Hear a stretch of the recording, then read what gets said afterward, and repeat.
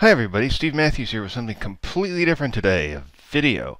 Yes, after years of blogging, I finally got around to making a video. I've wanted to do this for a long time, and well, today I just decided I'm going to do it. So, Lord willing, this will be the first in a good long series of videos. And what inspired me here to make my first video is an article that I came across in last week's Washington Post. The article is, you see right here, it's has a headline: Bannon, Catholic Church needs illegal aliens to fill the churches. Before I dive into this article, and I guess really the reason that I wanted to talk about this article is because it really brings together a couple of topics that I find really interesting. One of those being the Roman Catholic Church, and the other one being immigration. And it shows how these two issues are really very closely related.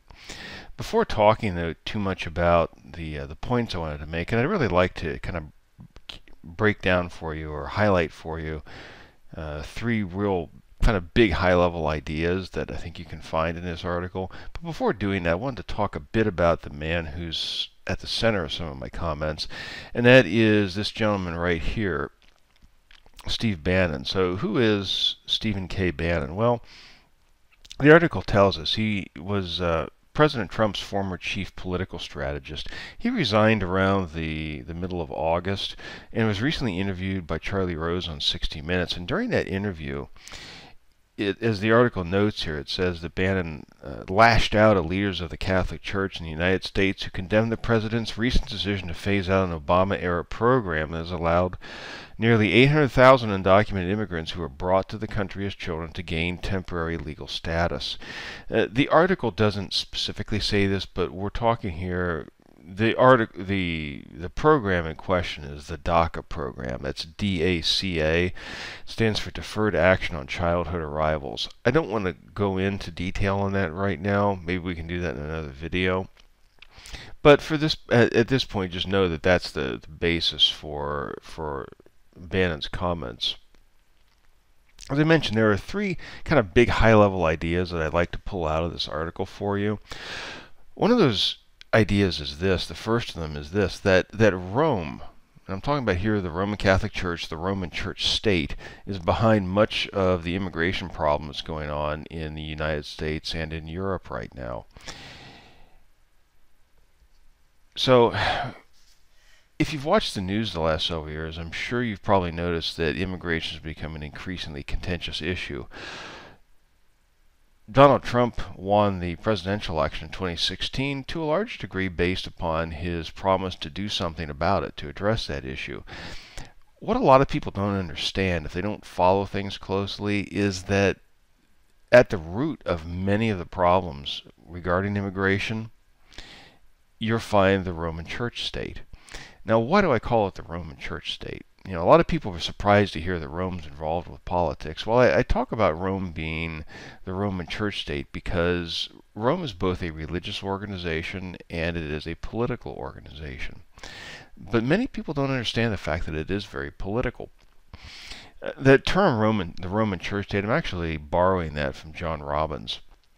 John Robbins wrote quite a bit about the Roman Catholic Church, and he called it the Roman Church state for the simple reason that it highlighted the fact that Rome is both religious and political.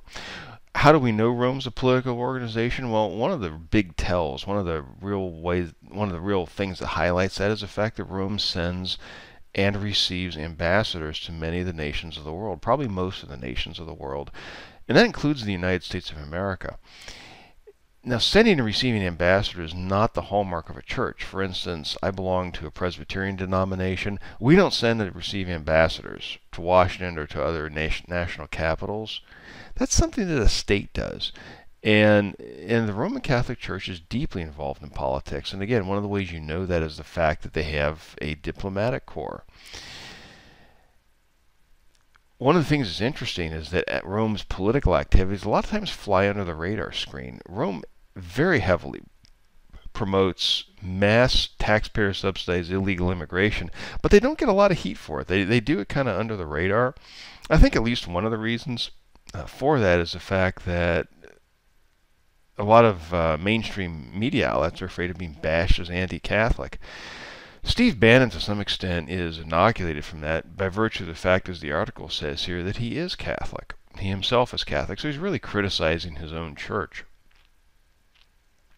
This leads me then to a second consideration, the second point I wanted to bring out, and that is the motive for why Rome promotes mass third world immigration. Taxpayer subsidized immigration from the third world. Well, I think Bannon gives us a pretty good start here, and I'll just read what he says.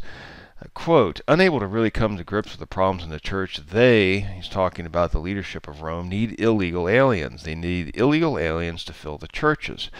It's obvious on the face of it. And Bannon continues. He says, they have an economic interest. They have an economic interest in unlimited immigration, unlimited illegal immigration. So instead of promoting, you hear Roman bishops or officials, cardinals, popes, what have you, they always talk about promoting immigration for humanitarian reasons, for altruistic reasons, for compassionate reasons. But what they're really doing is they're promoting the church, the Roman Catholic Church. They're furthering the church's goals, and those goals are political. And the ultimate goal is, I believe, to create a world government.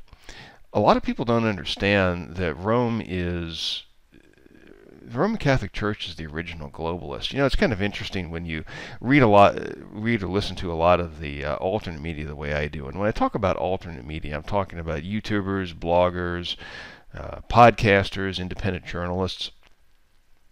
They will be sharply critical of globalists. For instance, their talk about the Rockefellers, the Rothschilds, their talk about George Soros, their talk about the Council on Foreign Relations, their talk about the Bilderbergers or the Davos Group.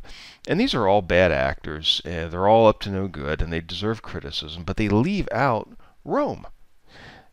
Many popes, including the current pope, have explicitly, in official documents, called for world government.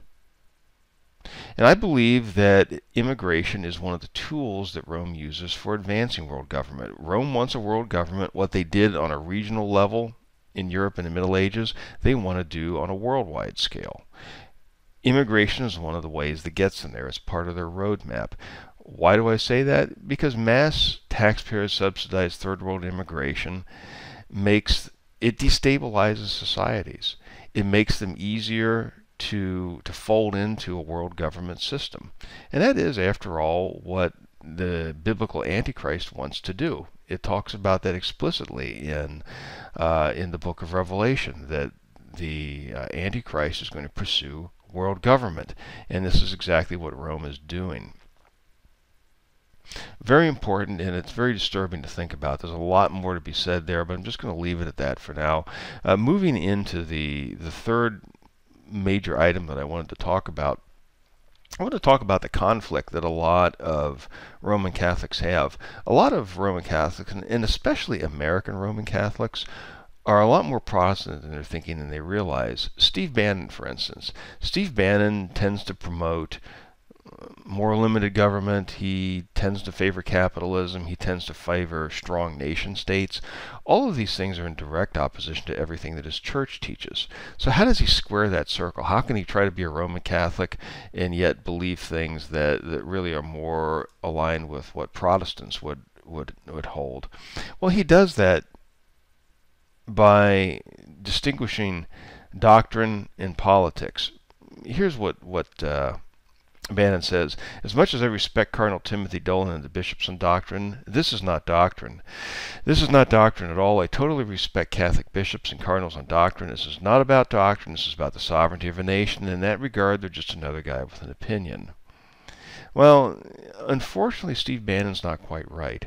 The Roman Catholic Church offers its politics and economics as part of a package deal along with its theology. Its politics and economics are derived from, directly related to, its theology and its philosophy. Roman Catholicism is a system of thought, and that system includes politics and economics. Unfortunately for Steve Bannon and for others like him, you can't separate those.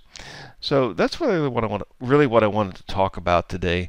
Thank you very much for listening. I look forward to talking to you next time. Goodbye.